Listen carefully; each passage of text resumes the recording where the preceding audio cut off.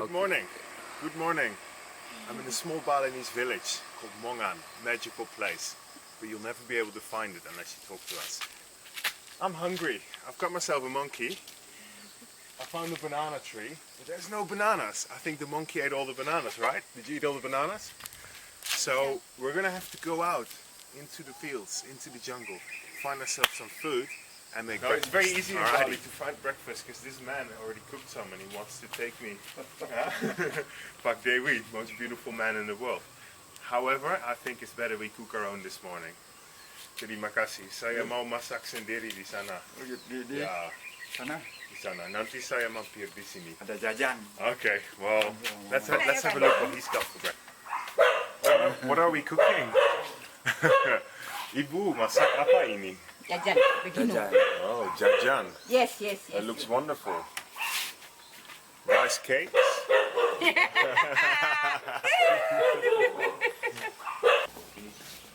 Tunggu. Cik kopi dulu. Baik.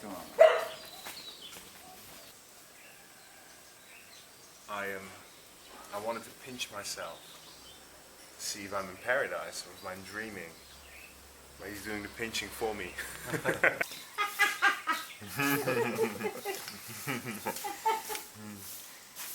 Sticky rice, a little bit of palm sugar. It's really yummy. Terlalu. Ask him, where did you get this rice? Where did you buy it? Which shop? And they're laughing. And so, of course, it's from our rice field. And it takes 6 months to grow from seed to harvest. It's a lot longer than the new hybrid varieties. But it's very delicious, very fragrant, sticky, yummy.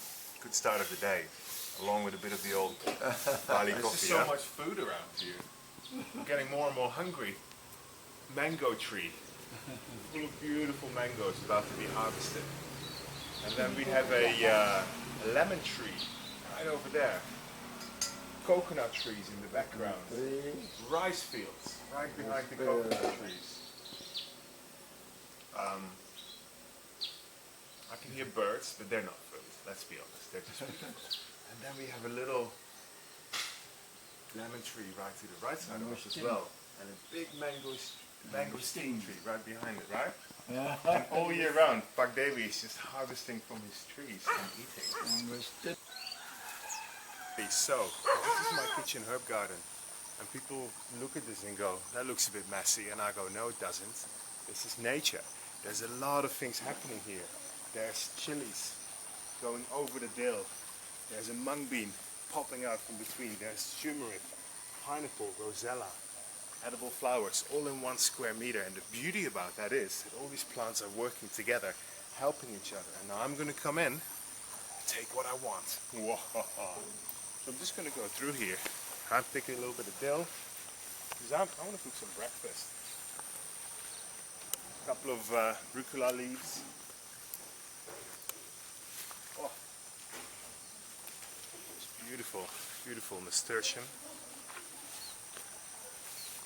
What else have we got?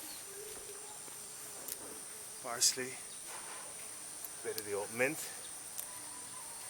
When it comes to fresh herbs, don't let them tell you any other way.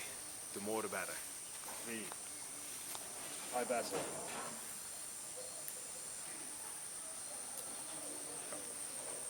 I'm sorry. Oh,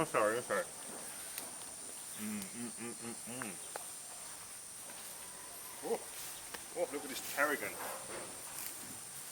It's popping up. Right? There's a tree here. Tamarillos. And the shade of this tree helps the mint to grow. The mint really loves a bit of shade. So we got this beautiful peppermint here. Alrighty.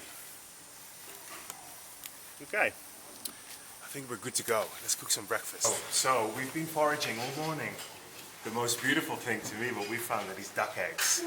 Those ducks have been kind of just running around the rice fields all day, eating at the weeds that are competing with the rice, and this is basically their byproduct. They lay those eggs and abandon them, so who am I not to grab them and eat them? Alright, so as I showed you before, we picked up all these different herbs. All smell amazing. And then I found some wild eggplants. These are just popping up everywhere in the jungle, and it's family of our domesticated eggplant. Couldn't help myself, grab some corn. I just love the sweetness. And a little baby leek. That's how big a leek grows in Bali, very small. All right, so good to go. We have a pan going here. This is plate steel wok. So what we got to do is kind of season it, tissue in a bit of coconut oil. And then the first thing I want to get going are these eggplants, because they're a little bit tough. And what I want to do is just start popping them in. Yeah, and just start kind of letting them sizzle away in the oil. Right. So this is rustic cooking. It's very rustic. It gets a bit smoky, it gets a bit messy. So that's how I like it. This is like an exciting start of the day. Next in is a bit of corn.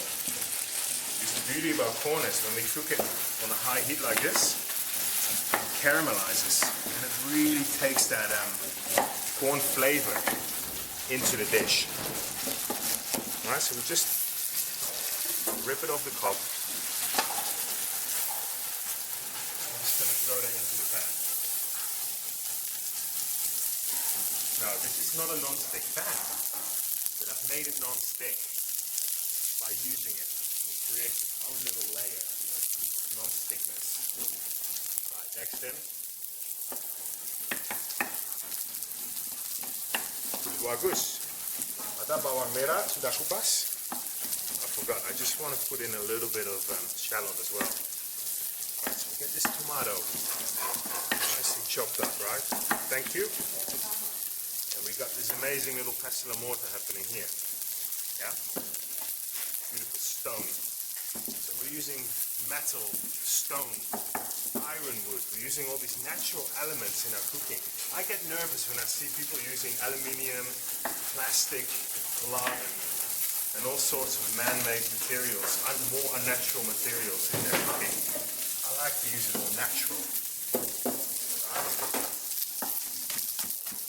Now, another secret I have for you here is, ooh, you can just smell that happening. Is that when we're cooking, it's all in the crushing. So a little bit of sea salt onto those ingredients, and then we're going to kind of crush that. And you might wonder why not just chop it and put it in the pan? But there's something about crushing your ingredients that brings out that flavor. Really. No, really. Ibu Agus, come here, you gotta help me with this one. What am I? Look at that. Show me how it's done, yeah? Show me the way. But seriously, who am I? No, yes, okay. Just for the camera, just give me a quick little show. Sorry, just turning into a long video, but look at that hand movement. Who am I to come in? You know what? I'm just going to be cracking some eggs in the meantime. Ibu is bashing and Simon is cracking. Together we are having so much fun. Alright. I don't know where that came from. I think that's looking fabulous. She's thinking to herself, what's this guy doing? Seriously? I'm going to put some sea salt into those eggs. Take my wooden spoon. I don't like whisking eggs when it comes to scrambled eggs. Yeah, that looks beautiful. Thank you so much. Suksuma. So what we'll do next, look at this juicy little goodness here.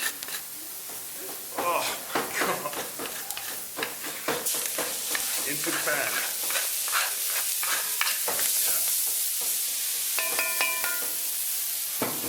Imagine the flavors happening right here.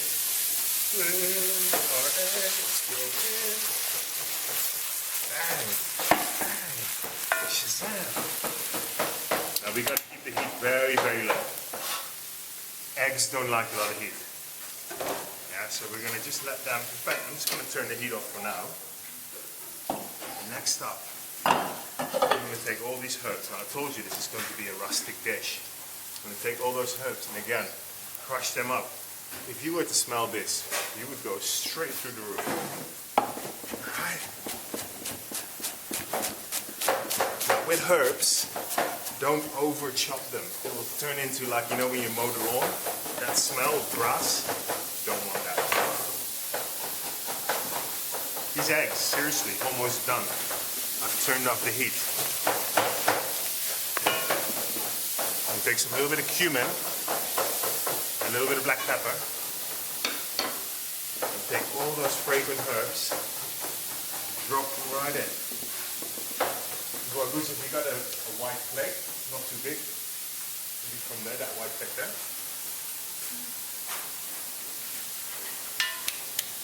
Every good guy needs, yeah, that one. Needs a bit of an assistant. I know. And look at that. Look at this. How's that for breakfast? Naturally creamy, delicious scrambled duck eggs. I want to hold you.